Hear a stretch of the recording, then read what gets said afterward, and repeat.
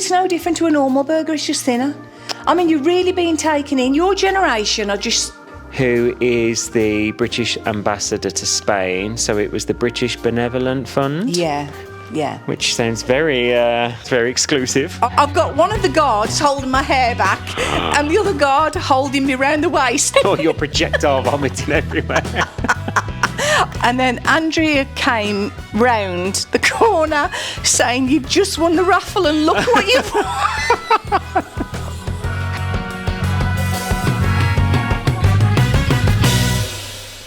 Today's episode of the Garners Couch Club podcast is sponsored by Currencies Direct. If you're selling property in Spain, chances are you'll need to move the money overseas. And that's where Currencies Direct can help. And they offer fast, secure transfers with great exchange rates and personalised support. And wherever you are in your property journey, Currencies Direct make it easy to move your money with confidence. So all you need to do is head over to www.spanishpropertychoice.com, and on our website you will see on the front page a direct link to Currencies Direct. And thank you very much to Currencies Direct for sponsoring this episode. Yes, thank you. Hello and welcome back to the Garners Couch Club podcast. I'm Sharon and this is Shaun of Channel 4 Sunseeing Selling Houses and Spanish Property Choice, located in the beautiful Costa Almeria and now also in Costa del Sol. Yes. So we are. We are. How are you, Mother? I've been a bit sad this week. Oh. I've had a bit of an upsetting week. Oh. Yeah. What's happened? I lost my Fluffy. Right. Was that Fluffy? My Fluff. Is it one of your chickens? One of my chickens. Oh, she gone to chicken heaven. She has. She's gone over that rainbow bridge. Oh. Well, at least she hasn't gone to Morrison's or Asda or anything like that. Yes, okay. She could have gone to Iceland, but no, she is in my back garden. She's got her own little spot. I don't know what happened. She was the healthiest one. I called her Fluffy because she was the fluffy one and the white one. And I just went out the other morning and, yeah, she'd just gone. So I held her for half an hour, as I do. You know what I'm like. And then we've buried her in her own little spot and she's got her own little chicken, like a stone chicken on top of her now. And shall I tell you something? The other chickens go and sit around it. How weird is that? Because they can smell food. Oh, get off with it. They're not carnivores. Do chickens eat chickens? My chickens eat salad, vegetables and seeds. Well, Dad might have a different train of thought because he said to me, "Do I want to stay for lunch?" And it's chicken legs. So you speak chicken legs. No. No. You know I don't eat meat now if I can help it. Certainly chickens. No. So it didn't start off very nice because it doesn't matter which one of them I lose. You know, it's like, it's like a part of me goes with them. It's really weird, but... We're talking about eating meat. I went to a burger festival last night. Oh, great. She's one because I do like eating meat. But yeah, it was really good. It was an event that, for the first time, was happening in Oaxaca. And it's a national burger competition where a load of different companies come out. And yeah, you go and try the burgers and vote. And what's this thing about a smash burger? It's literally a burger that's smashed, but it's so nice. But it's no different to a normal burger, it's just thinner. I mean, you're really being taken in. Your generation are you're being taken in. All they're doing is they're giving it a name and they're giving you less meat. Better. They're giving you less meat and they're charging you more for it. No, it tastes better. It can't. It can because it's thinner, so it cooks crispier. It's nicer. It's rubbish. Unless you've tried a good smash burger, no, you just don't know what you're. Well, I won't be trying a smash burger because one, I try not to eat meat at all now. Not because just because I just it's not part of my health regime now. But also, I am not going to pay for half a burger. I'm sorry. I can burn a burger for nothing. Yeah, I was going to say.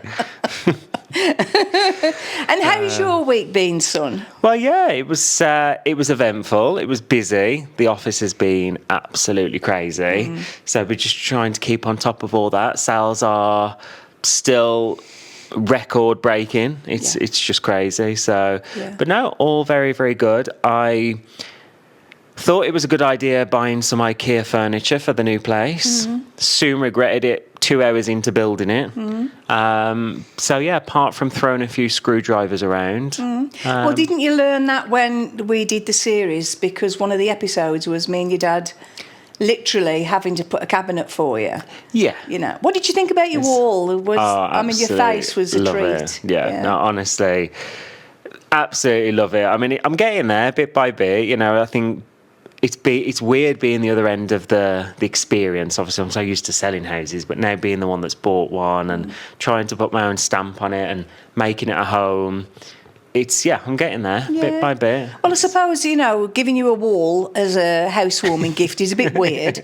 But we were literally doing what we do every day when we sell houses anyway. We've listened to what you wanted. And obviously that was a project that we knew that there was not a cat in hell's chance that you were ever going to do. Oh, I never would have done it. Yeah. I mean, like I say, even just buying this furniture and trying to put it together. You know, some people say when you stand back and look at something and go, wow, I did that. Yeah. I don't get that feeling. Yeah. I'm like, that was blood, sweat and tears. And then I just cry myself to sleep. So, well, I know Dad's had to there. come up since, and he's put you some fans up on the ceiling. So you put your mirror up finally. Finally put my mirror up. Yeah. Yes. Is it still up there? It's still on the wall. Yeah. I'm waiting for the crash, the bang in the night. But no, I'm getting there. Slowly but surely. I mean, I'm making it my home and I'm enjoying the process of doing it. So, bit by bit. Yeah. You just need a few more animals now, I think. No, the cats, especially my eldest cat, Mum, you know, he wouldn't accept any more. I mean, I pushed my luck rescuing Lucky, obviously getting Lucky from the kitten rescue shelter. Yeah. And he hated me. My eldest cat hated me for months. He just wouldn't even look at me. So, no. I'd love to have a puppy or something, but... Yeah.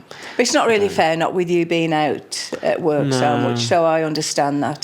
Bit different for me. People do ask, and actually that's a question that somebody did ask me recently, is, you know, sort of who looks after the animals when we're not here, because we're going to talk about a few things that we're about to do now. So I'm very lucky because my daughter literally lives one door away from me. Oh, she's so lucky. And my son-in-law and my grandchildren, but also I'm lucky enough to have people that stay here for me and look after them and keep them watered and fed. Oh, yeah, then your animals, honestly, they are treated like royalty. I mean, when you're not here, the people that do come in and look after them love them just as much, if not even more. So, yeah, your animals are never left alone or anything. No. Obviously, for me, it's different. Cats are very self-dependent. Independent, self-sufficient. Yes. So they kind of look after themselves during the day, but I'd never leave them alone for long periods of time. But I think for a dog, it's different. I'd love to have a dog again. Yeah. I do miss it, but I'm out too many hours a day. The problem is with the dogs, it's like Doc and Rico. At the minute, I just don't know what it is with them. They can be in here, they can have a nice air conditioning, they've got the fans and everything, but they prefer their own space in their own section of the garden with their play zone and that, you know, and they, even though they can be in here with us, they spend most of the time out there. But I've realised definitely that my goats are spoilt rotten, because I thought this year what I would do, because, you know, we had a lot of rain the beginning of the year. So I thought, well, obviously I've got Comet, which is my Port Lincoln parrot in the aviary, and then I've got the chickens and the ducks in there, and then I've obviously got the goats. So with all the seeds and everything that I'd had, I started throwing the seeds over into the goats, thinking, right, it'll grow all these sunflower seeds and, you know, plants and, you know, herbs and things that they can... No. I've got a whole garden of weeds because my goats wait for their fresh fruit and vegetables and their alfalfa. So I've probably got the only goats in Spain that won't eat weeds. Can you believe it? It just spoil. Yeah. You hit the nail on the head. Yeah. All of your animals are, though. I know, but now I've got to go out and weed the garden, and I've got 2 goats to do that.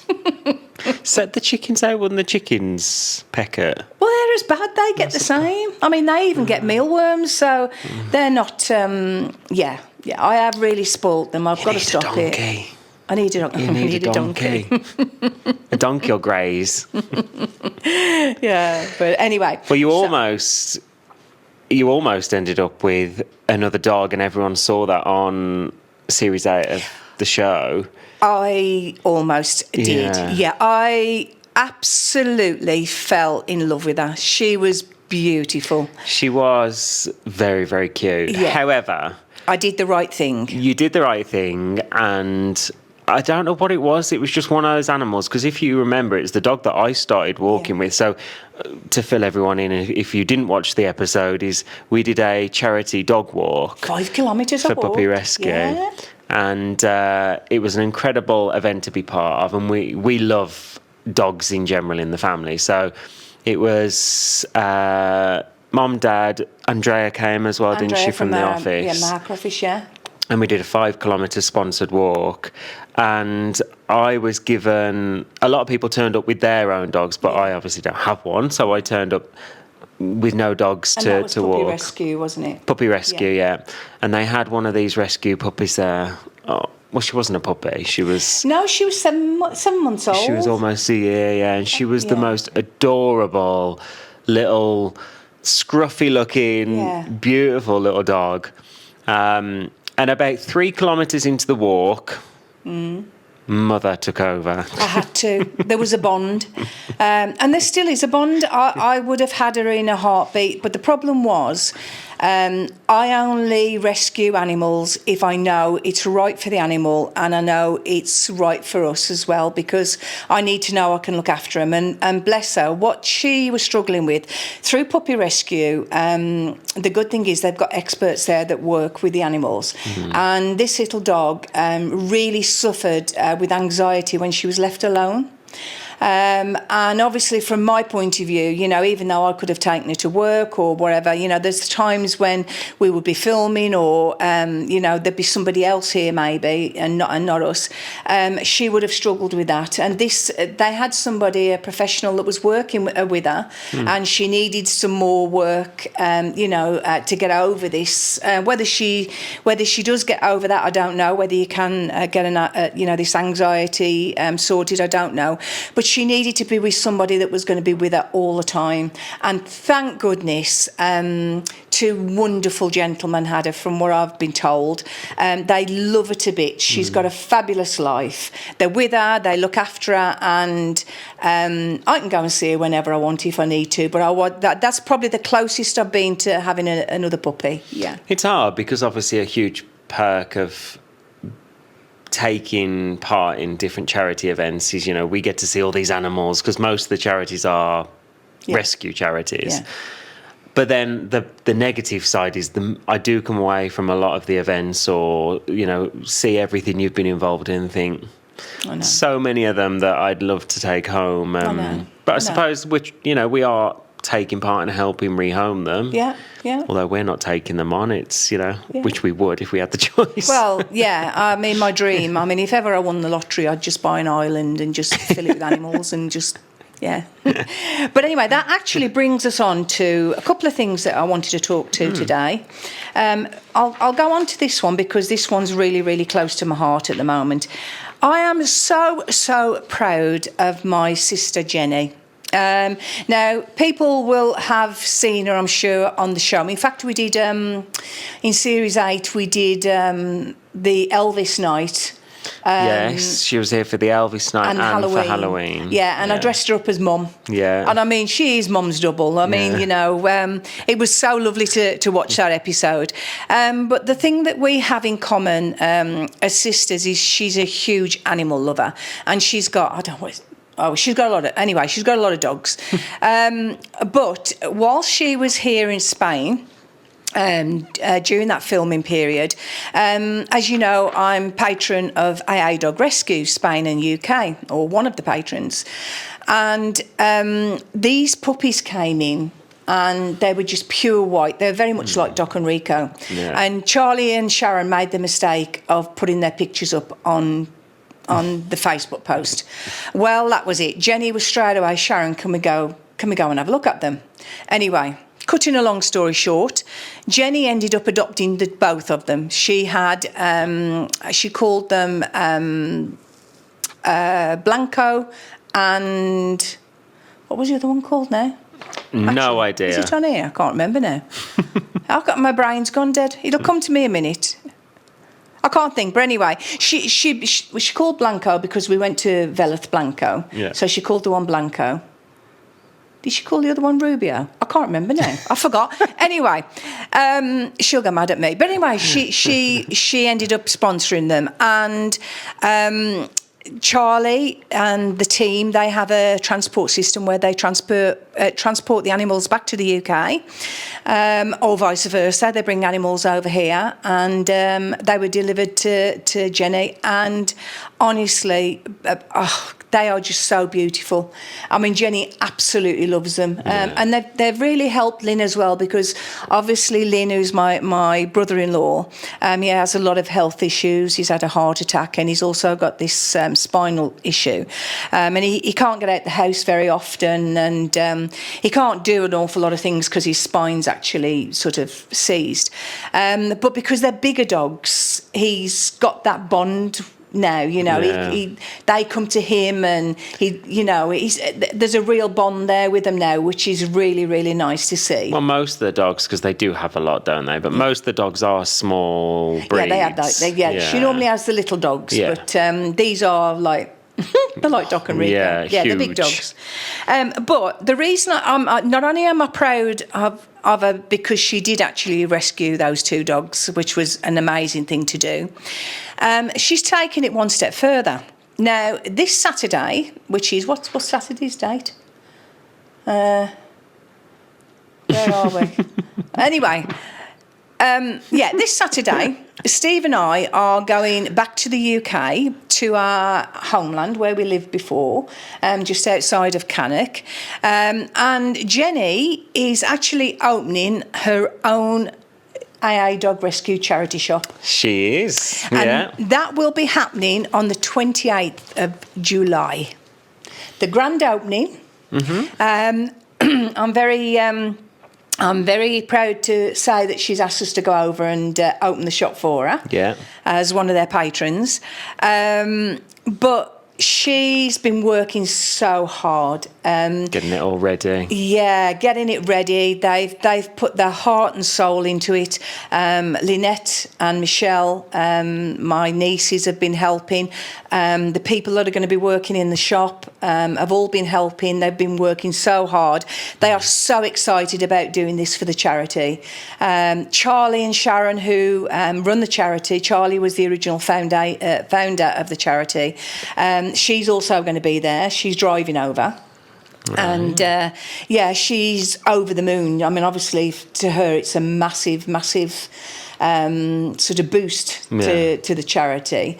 But just for anybody that's listening, the grand opening will be on the 28th of July. That's 2025.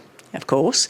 And it's going to, I don't know if anybody is going to be in and around the Staffordshire area, but we're going to be, it's in the old cutting room in Chadsmore.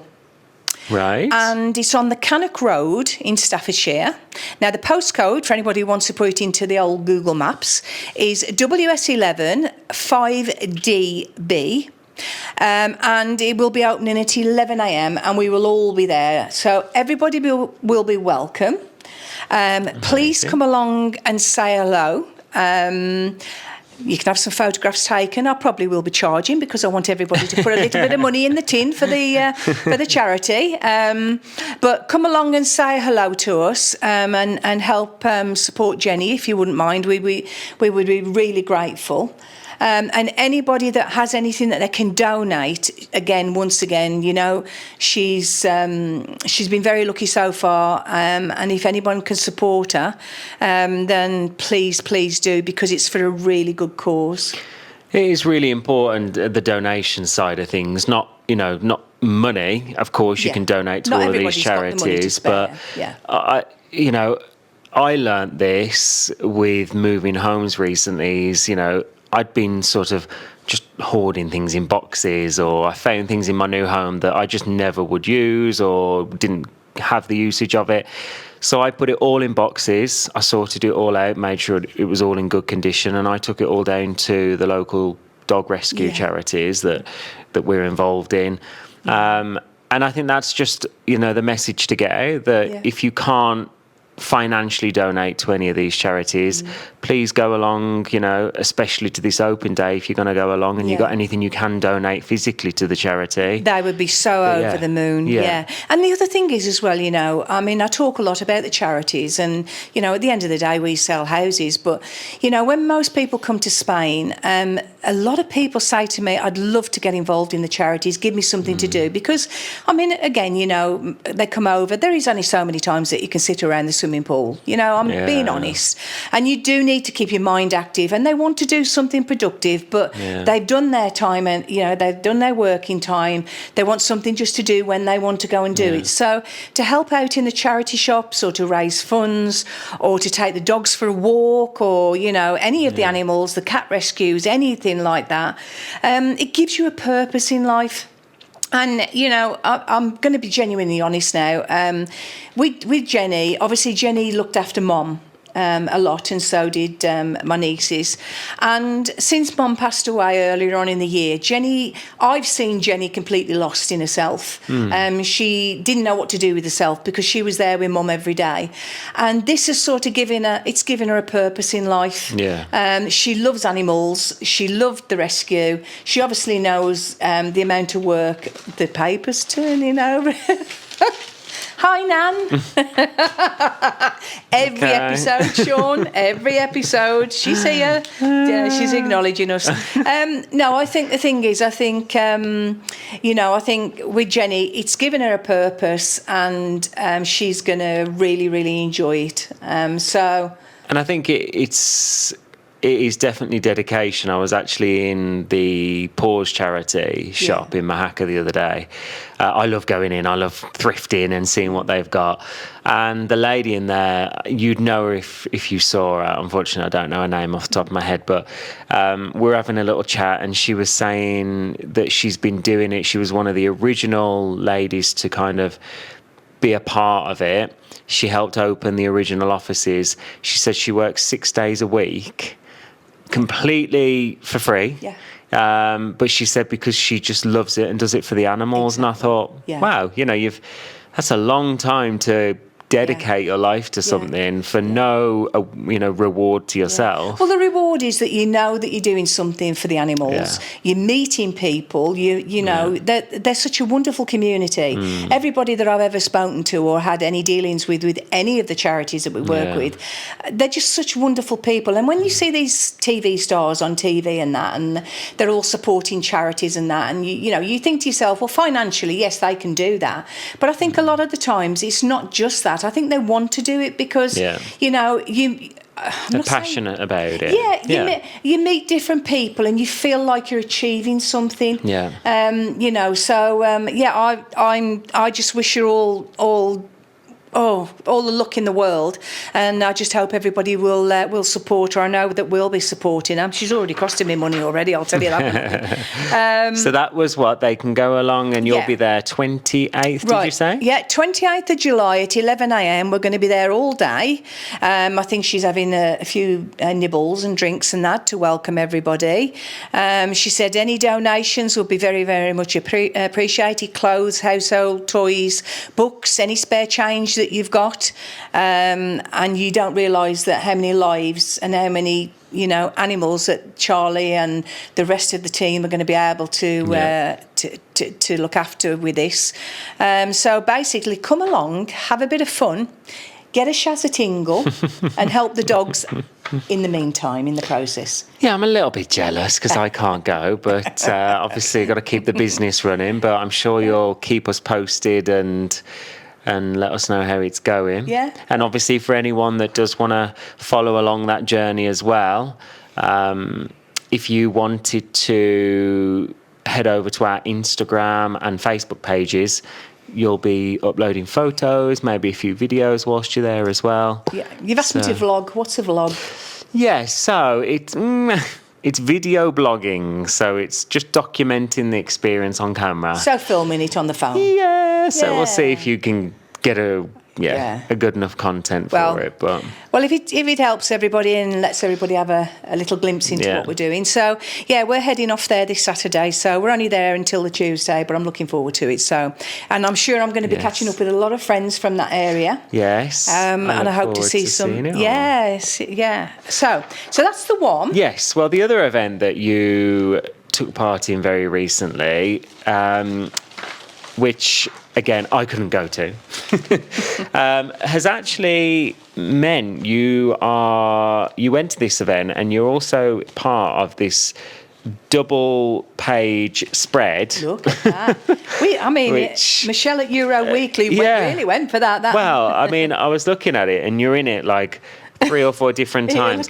But I tell you what, this is how good you are, Mama, at business. You went to an event, yet you managed to get Spanish Property Choice in the background in almost every single photo. How did you manage to do that? Well, we were actually one of the sponsors of the event. Yes, we were one of the 10 sponsors, which we were very lucky. We were invited to meet the UK ambassador of Spain.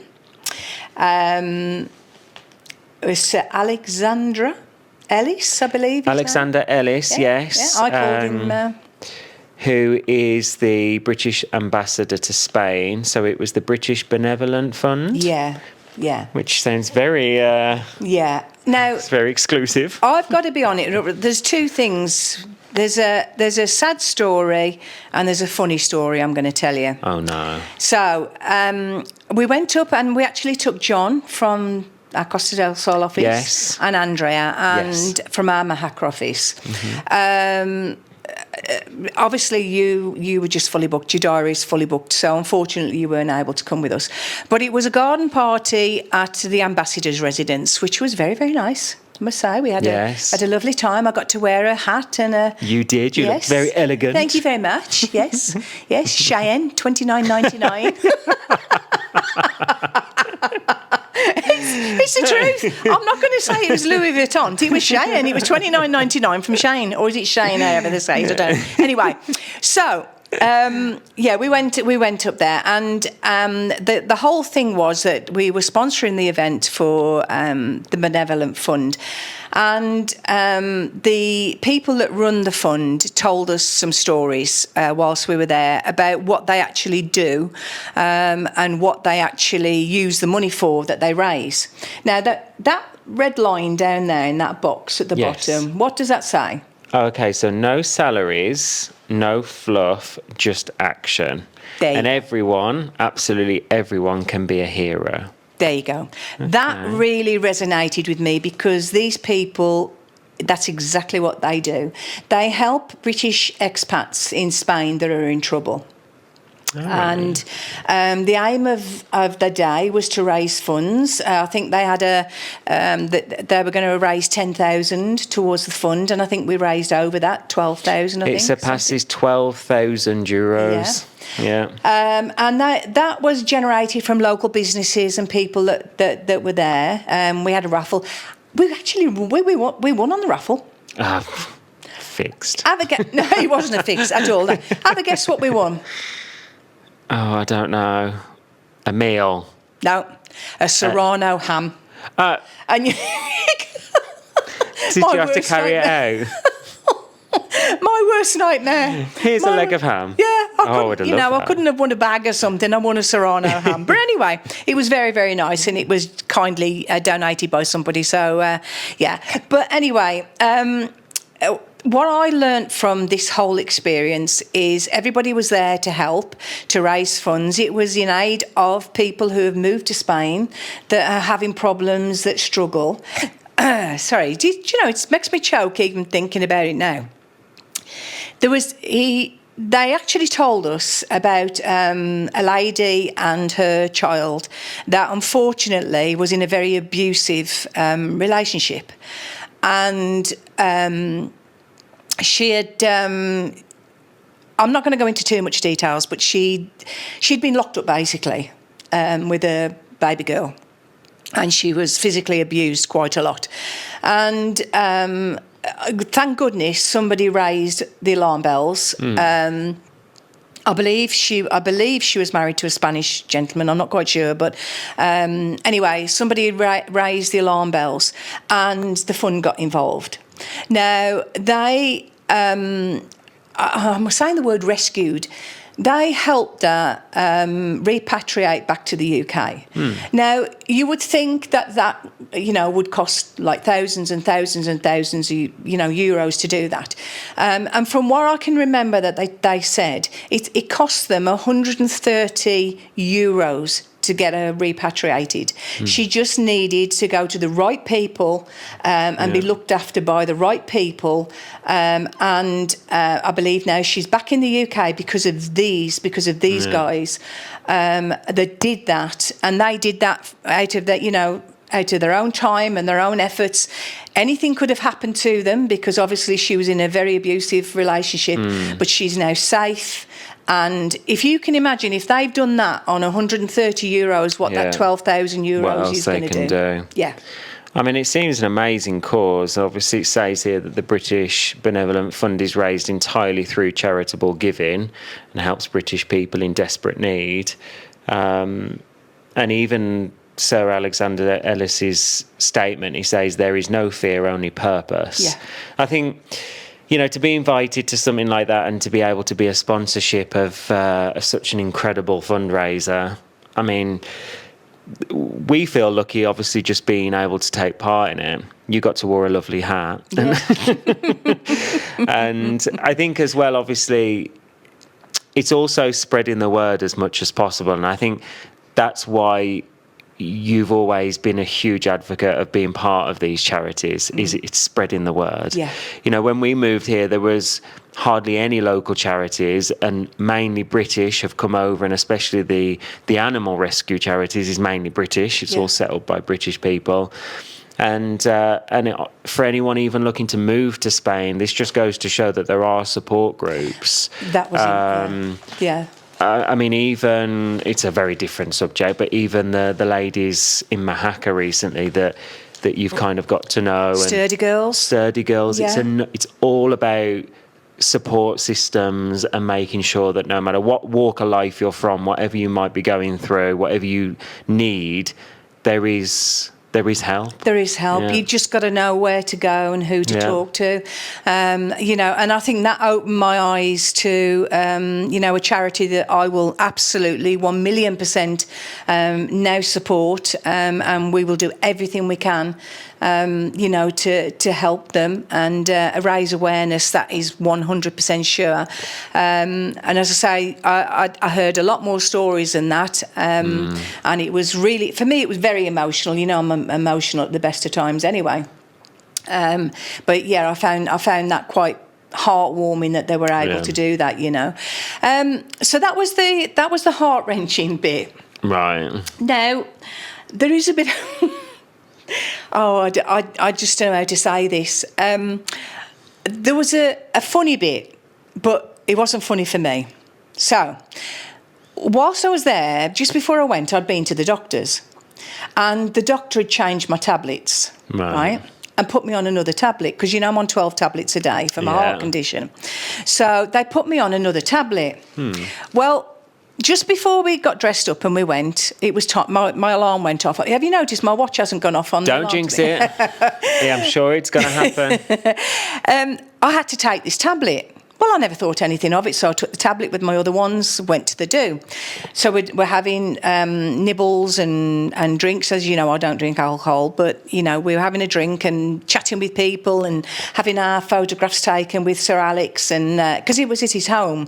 It was at his house, which was, okay. Yeah, Nice. so it was very, very kind of him to invite us there, which was lovely.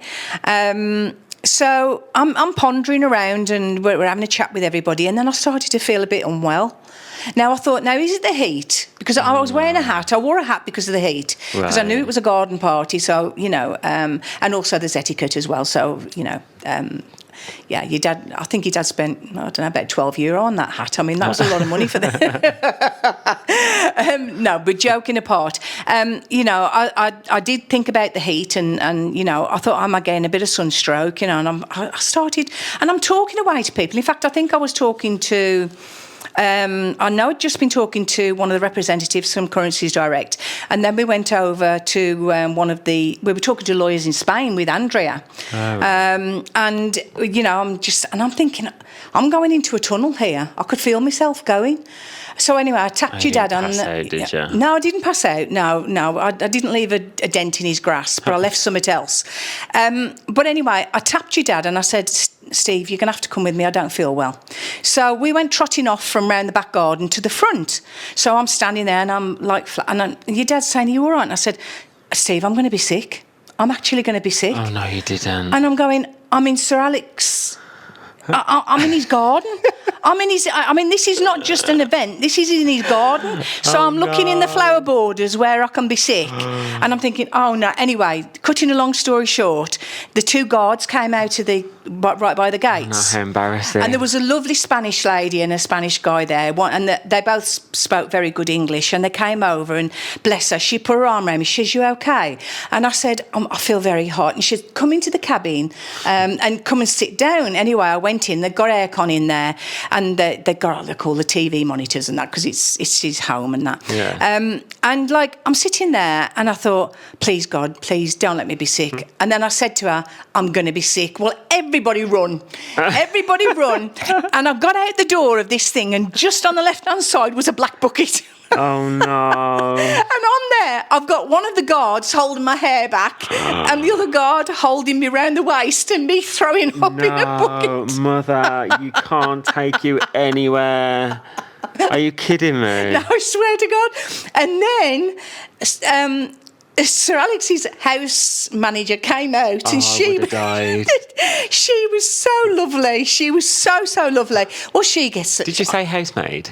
No, manager. Oh, I thought you said housemaid. I was like, oh, what? I mean, I'm presuming he's got. The manager that looks after the house and that. She was so wonderful, and all she cared about was me. I'm saying to the guards, can you get me some soapy water and I'll clean this up? Oh no! And they're saying, don't be silly, you're our guest. You're not touching that, But then in the meantime, this lady's phoning an ambulance. So she's like, we need. I know. And it's this, Shaun, everywhere we go, there is drama. So I'm standing there, Dad's there, John and Andrea had come round at this point. I'd got the guards there. I'd got Sir Alex's staff were there, and they were phoning an ambulance. And I'm going, I'm okay, honestly. I knew it was the tablet at that point, because I've had it before, haven't I? Because I'm allergic to some of them. Yeah. And I'm saying, honestly, I'm feeling okay now. Trust me, I'm okay. Anyway, in the end, they didn't call an ambulance, and I ended up getting a couple of glasses of water down me, and all I can say is I left my mark. Oh, you did? And a few chunks of food along the way? Jeez. Oh no! Had you been eating any of these? I hadn't eaten anything, thank goodness. I hadn't eaten anything, so that's why I knew it was the tablet. The only thing I'd had is one glass of Diet Coke, a small glass. That's all I'd had all day. I hadn't been drinking water, which obviously didn't help the tablets. It's literally my worst nightmare. Can you? Yeah. Going to an event, especially.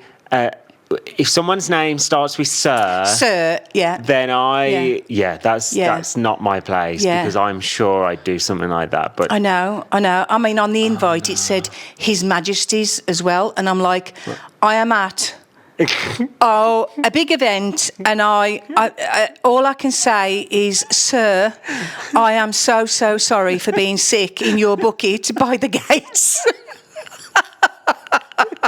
Oh no! But, I mean, if there's any silver lining, it's that you didn't do it in the garden in front of everyone. Oh, that's what I was frightened of, because I was looking around for a quiet space, but his gardens are absolutely beautiful. Were? Or your projectile vomiting everywhere. Do you know something? It was more really, God bless them, the two guards. I'd got him, he was only a young lad, only sort of, some mid-20s. He was holding my hair back out my face, because obviously I'd got my hat off at this point.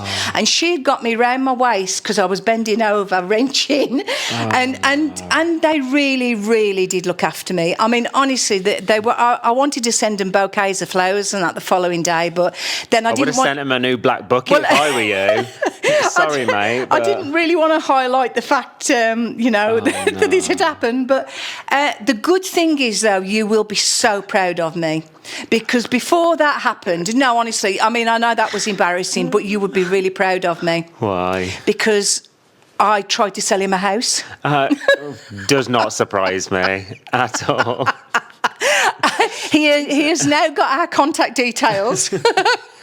So, Sir Alexander, please come and buy a house in the Costa Almeria. My mother will vomit in any of your gardens. Oh, honestly, you can't go anywhere. I know. But then again, when the worst thing was as well, I mean, I just started feeling okay.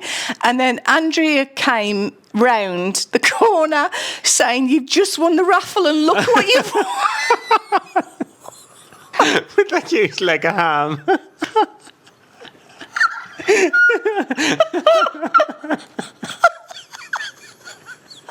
Oh no. It was like a carry-on film. Honestly, it got everything that happened. It's like terrible timing. Oh yeah. I mean, the thing is, when I was sitting in the cabin, the guy. The guard, bless him, he got a packet of chocolate biscuits. And